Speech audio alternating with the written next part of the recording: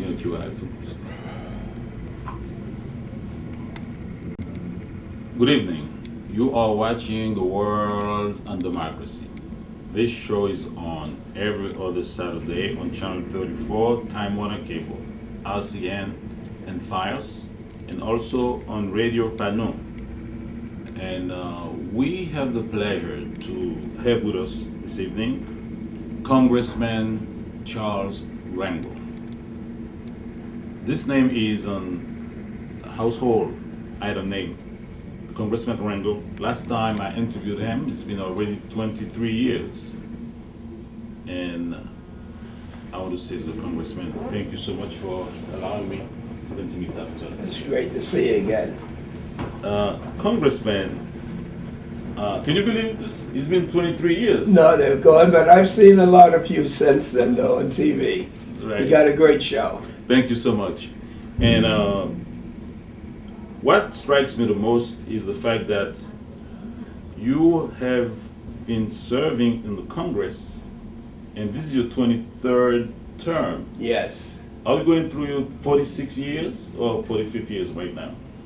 This is my 45th year, so I wrap it up with 46. 46. So you say you're wrapping up with 46. Yes. So are you saying this is the last term that you're serving? I am saying that. My whole life has been public service. And since I joined the Army when I was 18 years old, I went to Korea. I came back home, I went to school. I became a United States Attorney for the Southern District. I became an assemblyman, and I became a congressman. And so now's the time for my kids and my grandkids. And God has been very good to me. I know you wrote one or two books. Is that so? I wrote one book, and it just said I haven't had a bad day since. Most all human beings are not as happy as they wish that they could be. But at a time when we're going through difficulty, sometimes there's an inclination to forget their blessings and how fortunate they are. And while this doesn't really take away the pain or the problem, you can't thank God and complain at the same time.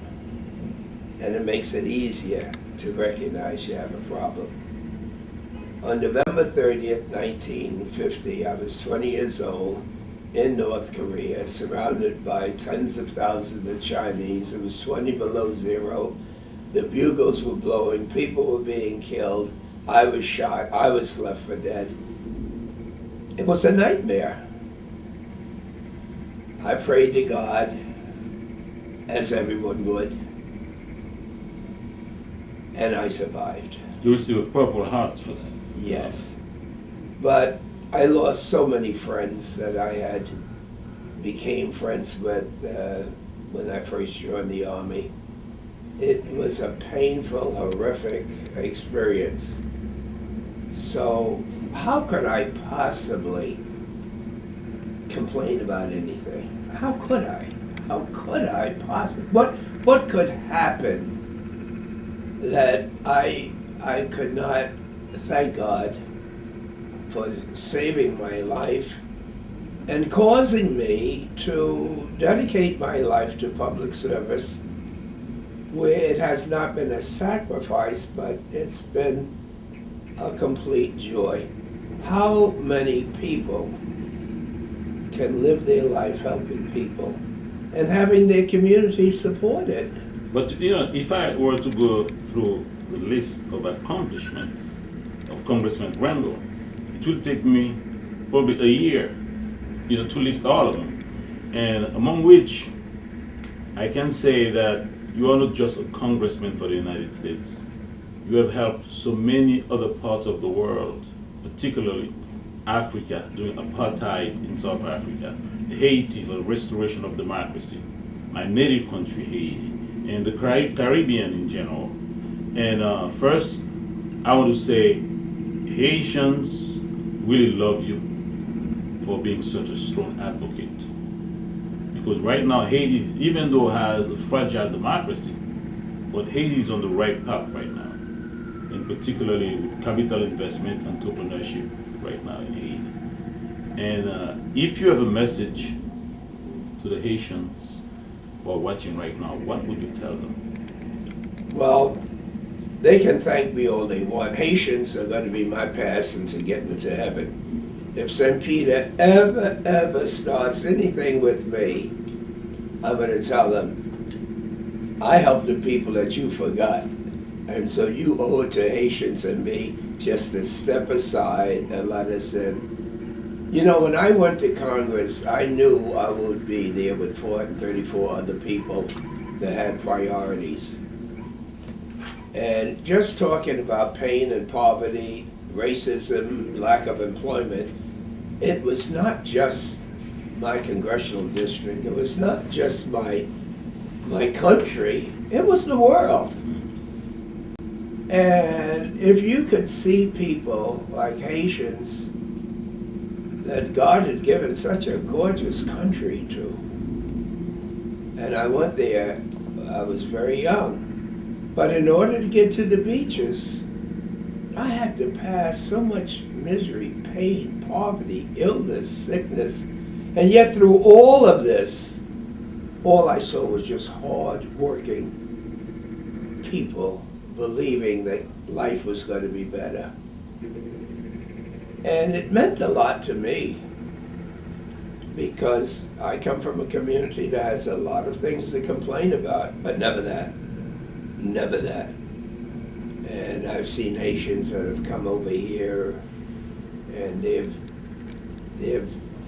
taken limited resources, and because of their tenacity to do better, I've never in my life, and I say this, seen a more hard-working people than the Haitian community. And I've never seen a country have so many natural and political setbacks than Haiti. I know more Haitian leaders over the years than American leaders. I was there with the first meeting. You traveled to Haiti a few times. Oh, many times, but the first meeting I had was with Baby Doc. And I had the first meeting with him without his mother. That was the headlines. That Congressman Rangel meets with the president and his mother wasn't present. I had no idea how important that was to Haitians, but in that very first meeting, I was the chairman of the Congressional Black Caucus. And before I had anything at all to say, he told me that his ambassador, Ambassador George Salomon, had told him all that I had been doing for Haiti. And he wanted the whole world to know that no one told Haitian presidents what to do, that he was president for life. He would not be dictated to or given advice by anybody, but he welcomed his friends from the Congressional Black Caucus. And as a result of that meeting, he opened up the criminal courts so that people who were accused of crime could go to court at least and whatnot. And even though we've had political problems with Haiti, as you pointed out, it seems as though we take 2 steps forward and 1 step backwards, 2 steps forward. President Aristide, I spent almost a lifetime getting him out of Haiti and going back with President Clinton and fighting General Sabres and visiting him every day he was in Washington. And I thought that God had sent him there, but like everything else, the devil had played a very important role in political elections. And with Haiti, and I want to leave this, they are so fortunate to have the most articulate politicians I've ever met in my life. And when people say, well, who is it that you believe in? Who did you ever trust? I said, I trust the last Haitian politician that I spoke with. Because, well, in the last election, I mean, you have 50 candidates. About for president? 54. 54 There were candidates. 73. They eliminated few, so now we got 54 candidates in a country of about 12 million people. I know, but still, people, Haitians help people by showing that there's so much good that has to be done. And if somebody just does not know what to do, you would know that helping little children to live and helping other people to be able to get food, to get work, to get industry, America could become even greater than she is by using Haiti and Haitian people as an example of what work God has left us to do. That's right. You know, because I'm glad you're saying that. The first interview I had with you 23 years ago, you were encouraging people to go to Haiti to invest, capital investment. And right now we have a program that's called Small Business Bootcamp Seminar Series, where we have folks coming from Haiti to come to the United States to get some training in entrepreneurship, and they go back to Haiti and start their own business, which is very good. And as a matter of fact, talking about Haiti and your relationship with the Haitian community, and it's a pleasure to present to you, this is unexpected, the Haitian Heritage Awards. That's This is so Toussaint beautiful. Louverture, crafted by hand by Haitian artists.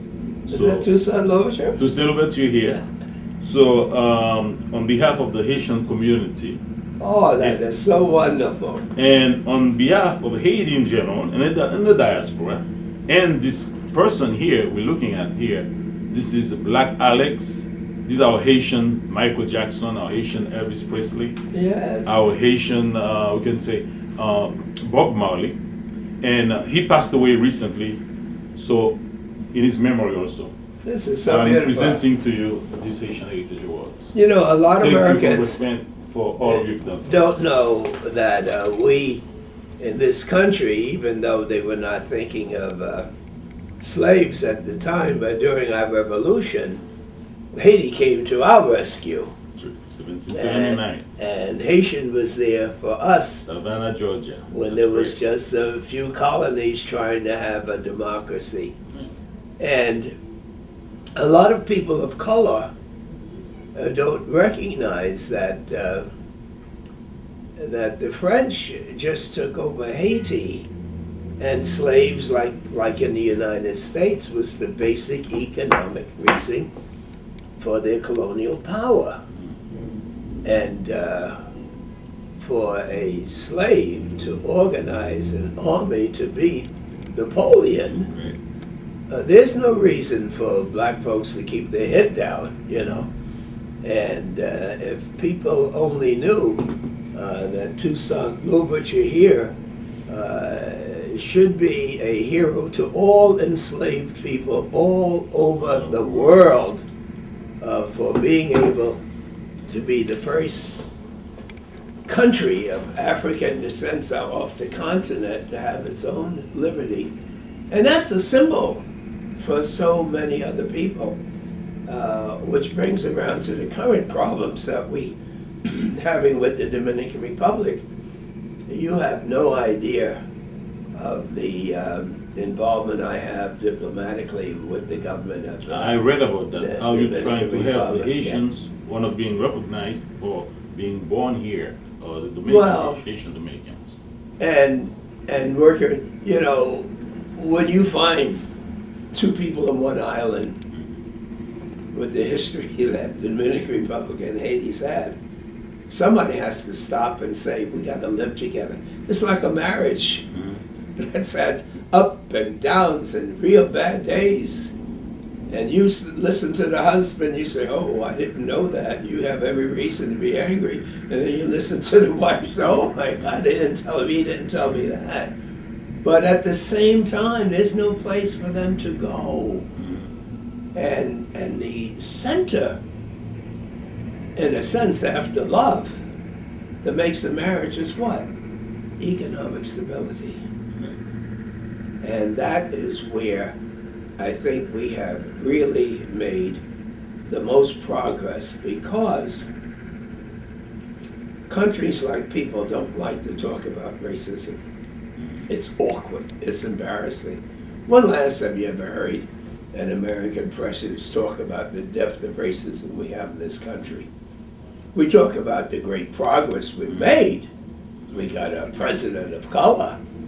By the same token, when they talk about letting refugees over here in color or allowing people to become citizens of color, then you see boiling underneath all of this is the Civil War, which has never been properly concluded from the heart. And so, with all of the pain that Haiti's going through, the earthquakes and the records of incurable diseases and all of that, and America focused on them, and then we find the difficulties that people of color of Haitian backgrounds are having in the Dominican Republic. This is a place really, in my opinion, this whole hemisphere should be dealing with. Why?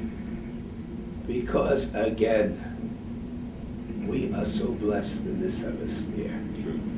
Nobody's killing each other. Nobody's having bombs. Nobody's chopping off anybody's head. We have all of South America with democracies, and Cuba just joined them with that. We have a playground that God has given us to show our appreciation for our blessings. If we start that with Haiti and have the Dominican Republic, where the whole hemisphere says that we all are better off when people are doing better and have jobs and are training, it makes them not only more productive, but it makes healthier people, especially places that we could go and visit and not only enjoy the natural resources, but enjoy and see people working every day and enjoying it. So that I want you to know, to your wide listening audience, that they should not think that me retiring from the Congress means that I'm retiring from the struggle. Because I was born on Lenox Avenue. I still live on Lenox Avenue. And I'm going to die on Lenox Avenue. And I'll be dying with the struggle. There's so many young people that have so much to contribute. And I guess if you were to ask what I would think in all of these 85 years that I lived, is the most important key to open the door for people to think this way, I would think, is education. Education gives you the ability to negotiate through life and to appreciate the problems you have and how you have to deal with it. Lack of education can give you anger in order to strike back in a violent way. But a country that ignores education ignores the possibility of maintaining world leadership, lack of opportunity for youngsters. You know, all of this ISIL people, they're unemployed young people, unemployed, looking for a better way of life. And when it reaches the point that looking for a better way of life, meaning you take other people's lives, you know we have to take a look and see what causes this type of cancer for the world. And you will see, based on it, this lack of education and opportunity. Some people would see it as religion, but do you see something else beyond religion? It's a lack of education, lack of opportunity also in those. Let me say something books about religion. Right. And this is very provocative. But it would seem to me that religious people should know that education is important to appreciate even a living God, and not just themselves. You know, those who tell us what God wants talk about Jerusalem being the center of Mecca and Christianity and Muslims and Jews. But for the last 2,000 years, all they've been doing is killing each other. And so it's clear And we have to have a better education of their interpretations of what they claim to understand better than you and me. Because that would mean there's no way in the world for an educated person to read the Quran, the Torah, or the Bible and think in that there's a mandate that I kill you or you kill me for any reason at all. That's very philosophical. And I'm kind of surprised to see, for the scope of your knowledge and the fact that you were the chairman of the Ways and Means Committee, the first African American to that position. You were cited as the most effective congressman also in Congress. And that you have never run for president. How come Congressman Rangel has never attempted to run for president of the United States? I don't really think that too many people have asked me that question, but it's really too easy for me to answer. I come from a community that I love and they love me, and my roots are so deep in my community that no wind can shake that tree. They cause me to have to think about doing things that I think I have to do for political reasons. My tree has deep roots. Since 1946, we've only had 2 members of Congress, Adam Clayton Powell and Charlie Rangel. And when you reach the point that you go to that Congress with these years of seniority and the years of leadership that surround you in the different committees, you're strong. Now, we take my friend Dr. Carson. He wants to be president of the United States. But as he goes around these United States, he will find out that his roots are not very deep. And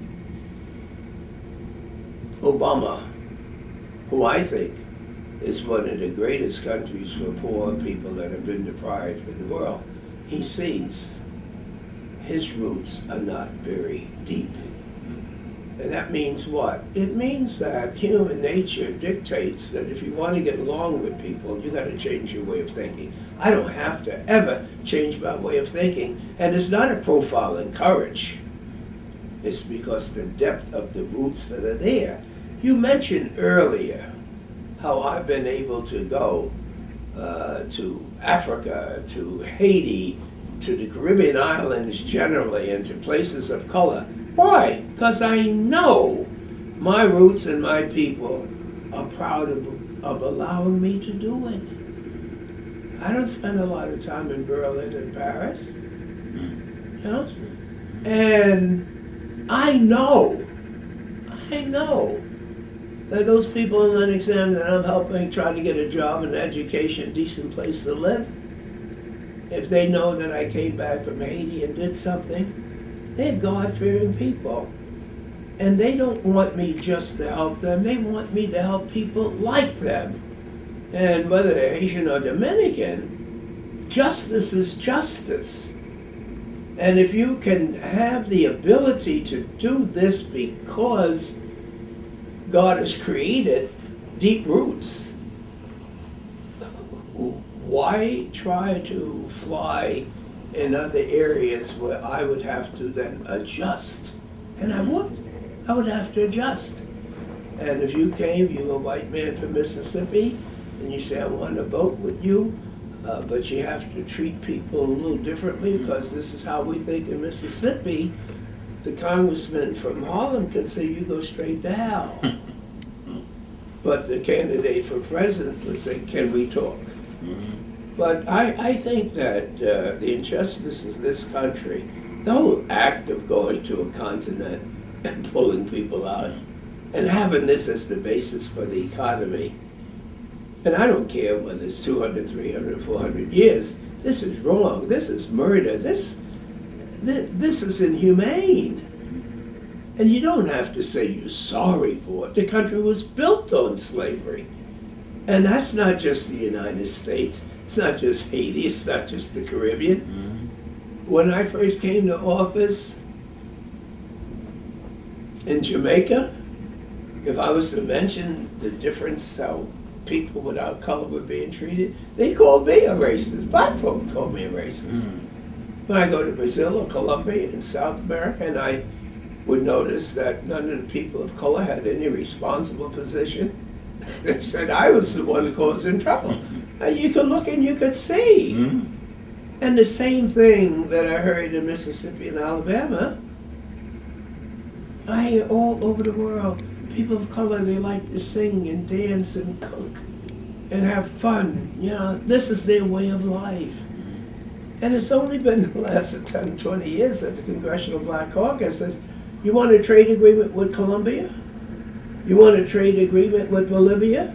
Well, let us see some people of color come up here to the United States and lobby for it. And now we got elected, we got congressional caucuses in every country in South America now. And they've come together. And the thing about it is that who we are and what we think is beautiful is based on what were we born to know what we like in terms of color? Hell no. But someone told us what is good and what is bad. And we are raised to believe that. And quite frankly, if our parents had told us just being born white makes us superior, that's all we got, it's going to be hard to take that away from us, no matter what country we're talking about. And so, I wish we had made more improvement, but you and I have a great deal to do and to continue God's work, because no child is born with any prejudice or any hatred about the language they speak, the way they look, texture of their skin, their hair. They're just born looking for love. So, Congressman, you're touching your last term in office, as you have just expressed. 23 terms, this is a 46th year, I believe. And what would you like your legacy to be, Congressman Charles Franco? We know what you have done. We know what you have accomplished. Any regrets? Or if you were to change or improve something, what would it be? Your legacy. Tell me a little bit. Sure. You know, I have a bad feeling about legacy. It sounds like I'm dead, or this is something people talk about as funerals. And quite frankly, I don't see a big role for me to play after I'm dead, you know. And so my legacy should be that every breath that God gave to me, I've given it back saying thank you and trying to make life better. And that's the legacy. Whatever mistakes I've made, I've always had the encouragement to know I can't stop and deal with mistakes. I have to move forward and just do better. And so I've been receiving a lot of lifetime awards lately. And I say I accept it, but I haven't finished my life yet, you know. And so I just hope that some kid on the block that has a propensity to get into trouble, to talk too much, that may not have a father, and has a mother who's struggling to make him do the right thing, don't give up. Please don't give up. And don't believe that God is going to bless you and spiritually it's all going to turn around. Just look in the book and you'll see there was a kid named Charlie Rangel born in June of 1930. And a lot of people on the block thought he would be a bum too. You give him your age. Now you're 85 years old. Yes. Am I right? Yes. Wow. And so I think the biggest contribution that I've made to society is proving anybody can make it in this world. Congressman, you have appreciated people who have done things, and I got to thank you for awarding me with this Congressional Proclamation, and I have to thank you so much, Congressman. I'm so glad that you've kept it. You've done a great job, not only for Haitians and Haitian Americans, but in bringing people closer together. You can't understand and love people unless you know them. And now you were there long before we had regular open lines of communication, Twitter and Facebook and all those other things. But you have taken radio and television and brought people together through better understanding. So Thank congratulations to you, and congratulations for old Tucson. All right, Tucson Louverture here. Yeah. Okay, that's great. Thank you so much, Congressman. Thank you again. And I have to thank you for giving us the opportunity, to sit with you and to exchange a few words. And since you claim this is your last term, I hope that you will consider you run again for another term, because we love you. We want you to stay. I'm gonna be here. Okay. I'm gonna be here. Thank you so much, Congressman. Thank you so much. Mercy. Thank you. Merci beaucoup. You know any Haitian words? Ça No. passe? No, all I know is mercy. Merci beaucoup. Merci Thank you. beaucoup. Thanks. Prepare emergency responders for a potential terror attack at a special